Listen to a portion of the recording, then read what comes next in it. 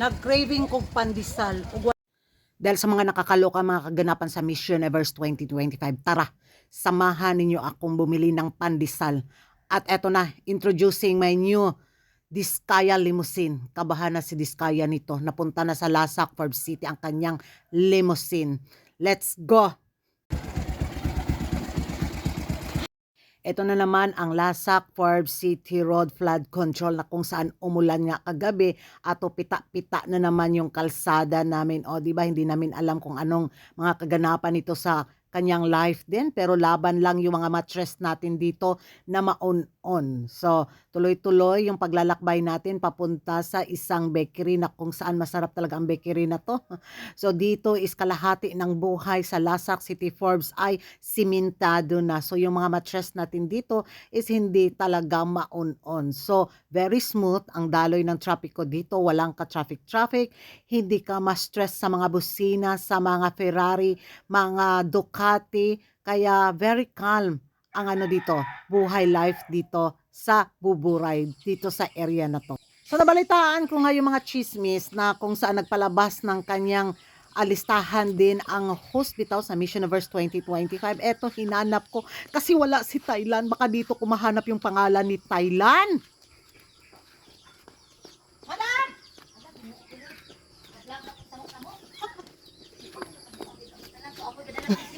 Good morning, madam!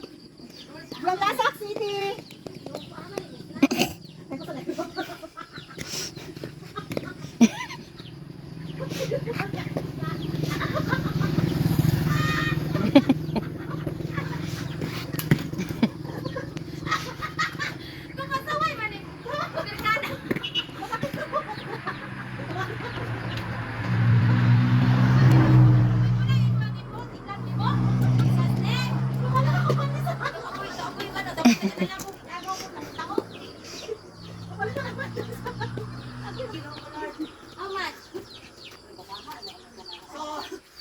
Isa pa, yung pinaka-paborito na akong bakery. Lapok na kayo sa Lasak Forbes City. Medyo ko ibalik din kay kapag kay Drive Valley akong nakita. So, sila dyan ang may pinakalamig kong pandesal every morning. Init kay nilang pandesal diri basta sayo sa buntag kamo ari. Pero ilang madula bakery sa Buburay. Mapalitan ko balik 100. Dapat ganiha pa kong buntag. Uy, dayon mo isa si mong bag. Ganiha pa kong buntag dahil wala akong Ferrari kay gamiton man. Ganay ko steak. Ano diri Julina, ni ang bakery. Ano ginawa ko? Ano ba ginay sulod niya? Ano ba may makamatay? Ano ba ginawa ko? Ano na? Tumawan sa rapot mo ang apan. Ambot lang makita ang niya. 100 dam. Mora niya akong gyari diri sa Buburay. Mo palit ko pandesal. Dayon, gahir gikan dito sa inyo. Yes, dai. This is my buhok ni Manang Aimee. Outfit ni Madam Claire. Sapatos ni Madam Imelda. O ang penguin walk ni Madam Liza. Of course, ang bagong saldi ko. Full package. Agoy ginawa ko. Ano may gari-ari bundag sa'yo nga madam ko man itong baan niya. Mo palit na lagi ko pandesal. Ginawa ko, Lord. Ko ato ko, init pa. Lasing ko 40 taon ta kumari. Kaso, Oh, wala ako ang personal driver.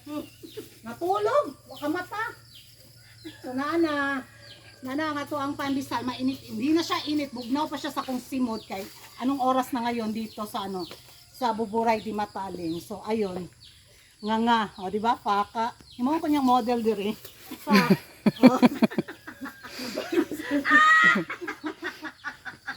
karong nagdalay mo ang kuwan. Nagsaka na po na ron. Sa package, ka na ni mong pagkaya. Malacanang. Dito na sa Malacanang. Ginawa ko, Lord. O di ba?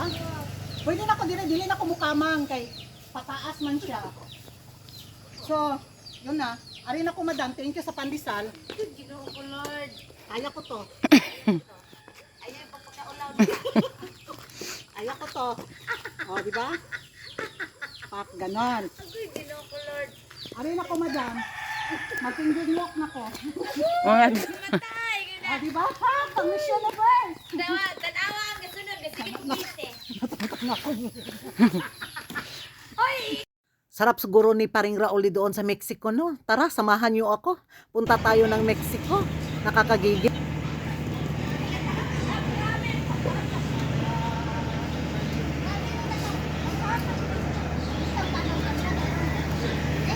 Bago na. Pagdali kayo. Salamat sa 25%. 25%.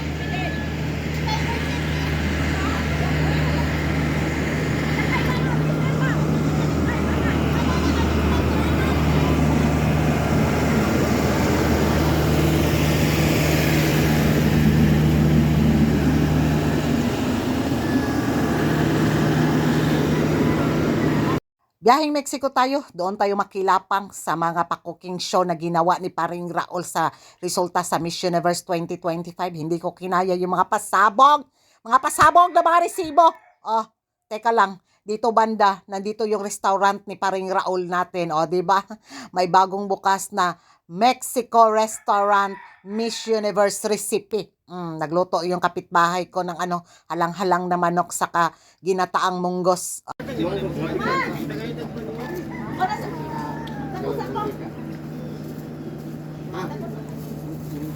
Hi mga karag-karag! Welcome back to my vlog. Sa magandang umaga sa inyong lahat mula dito sa Lasak City.